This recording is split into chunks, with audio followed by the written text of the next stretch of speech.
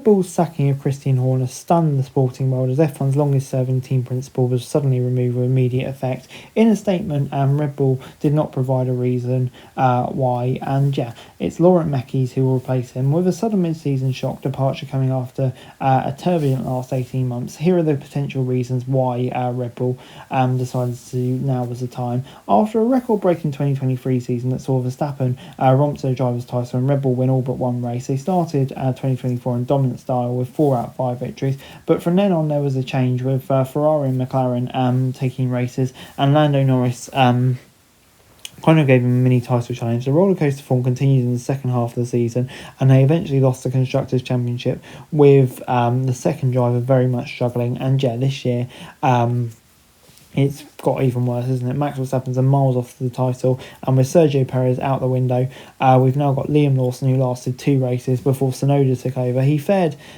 slightly better to start with, but since then it's just got worse and worse and worse. And now if you see him into Q2, it's a bit of a surprise. And yeah, that's a fundamental issue. You can't have an F1 team with just one car, and that's what Red Bull have at the moment. Red Bull effectively becoming a one-car team has just kind of made them over-reliant on Verstappen. Well, Verstappen's relationship with Horner always appeared solid. The same can't be said for Joss.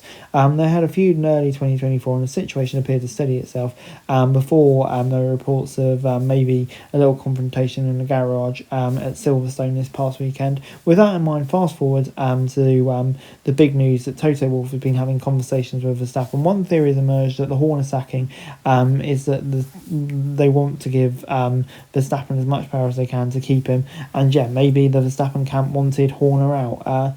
Who knows? Or maybe it could be the other way around, that Horner has lost Verstappen and he's being punished for that. Who knows? But yeah, there's so many different ways it can go, and it's intriguing because you feel like it could go either way. But the biggest blow to Horner's authority came in February 2024 with allegations made against him. The nature of the allegations placed his position in jeopardy. There was obviously a media frenzy. The appeal was dismissed, but that blew up. I don't think that impressed the Verstappen's camp, and yeah, probably the shareholders either, and definitely high profile Red Bull departures, including of course Adrian Newey, Jonathan Wheatley, who's now doing a great job at Audi, and Will Courtney, for example, who's going to McLaren.